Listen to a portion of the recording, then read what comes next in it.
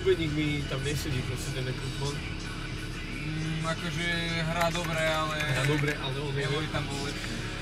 Ale vieš, že on je jazzový bubeník? Viem.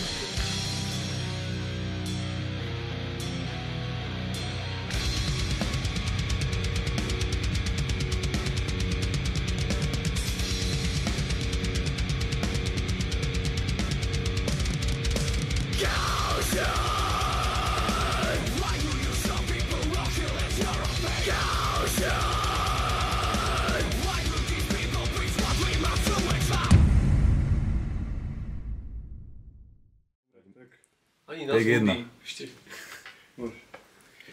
Rozhovor s Fuxom poprvé. Raz mi jeden gitaristov otec nebohý povedal, že Fuxo, kto si ty? Zasraný murár z Topolčian. Asi tak by som sa nejak definoval. Ale nie. Normálne chalan z Bošian, som 38 ročný.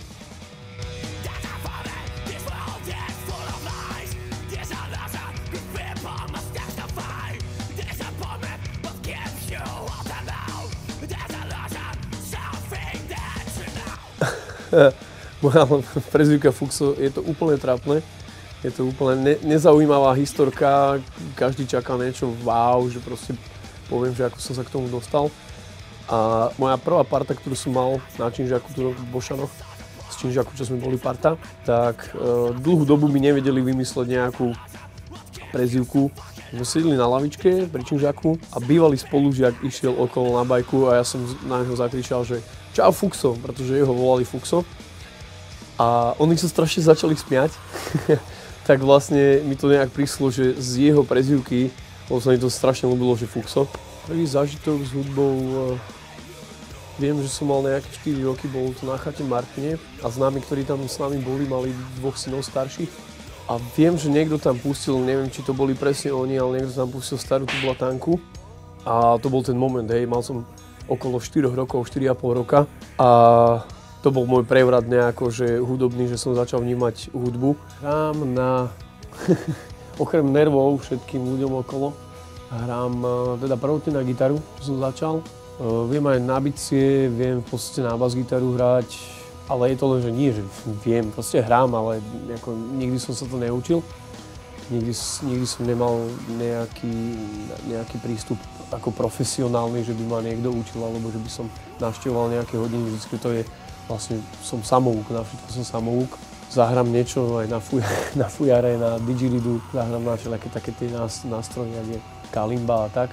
Ale chcel by som vedieť na ďalšie nástroje také, že klavír a tak, ale nemám na to nejak čas a hlavne ten môj prístup, ktorý je úplne ležerný k tomuto.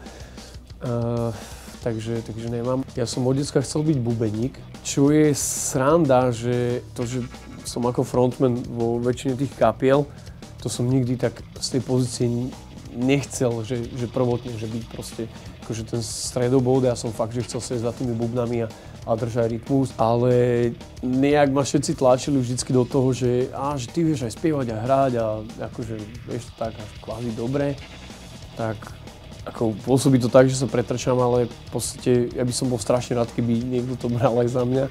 Akože vždycky, keď na niečo hrám aktuálne, tak sa snažím, aby proste bolo aj technicky dobre a aby to bola sranda.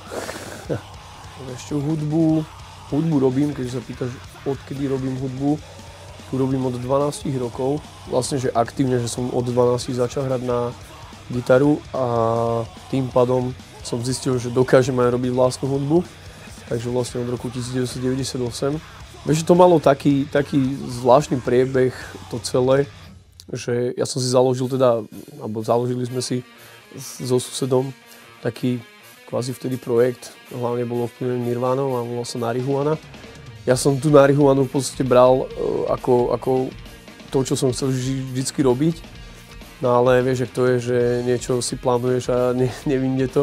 Tak v podstate z tej Marihuany tak prišla vlastne kapela Head to Down, vtedy sa volali ešte Structural Defect, vlastne chalani z Topolčian.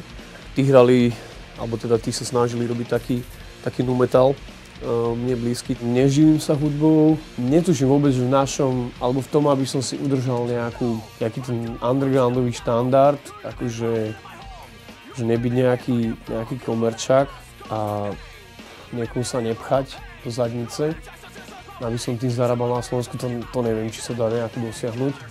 Vždycky to je nejaký obnos za nejaké koncerty, je super, keď sa dostaneš, že si môžeš povedať, že proste, že nie som v minuse, ale robiť musím proste. Moje zberateľské sklony v muzike sú aj v tomto štýle, že v podstate vlastne 9 rokov toto zbieram, čo tu mám. Je tam, myslím si, že na Discogs to mám, tam je nejakých 2800 titulov, ale samozrejme to nie je akože fyzických CD-čiek, tam je ich oveľa viac, tam je už vyššie nejakých 3000 určite, pretože aj ako nejaké 2-3 CD-čka sa počítajú za jeden titul, takže je tam toho oveľa viac. Ako CD-čka sú moja závislosť, no. Ja mám proste neuveriteľne tolerantnú priateľku, s ktorou sa poznáme už vyše 20 rokov a poznám a to je to hlavné gro, že také nejaké súznenie, že ona vie, že nemohol by som bez toho byť, že akože keby sa to snažila mi zakázať, ani sa to nesnaží, lebo vie, že proste tudy vlak nevede, tak sa hovorí.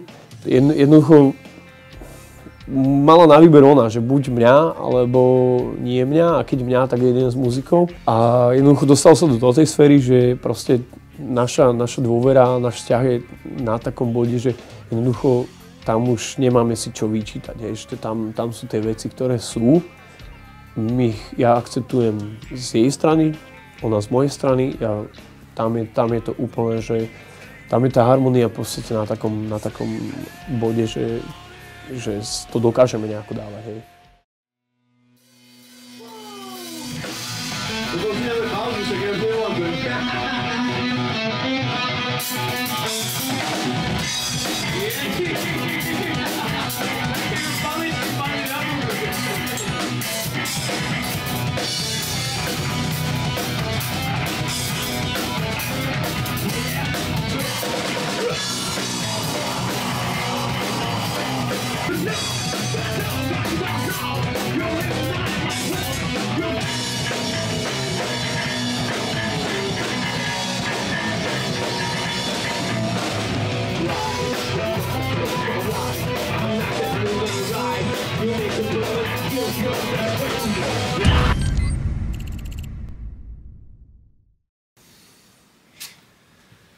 Dotočené.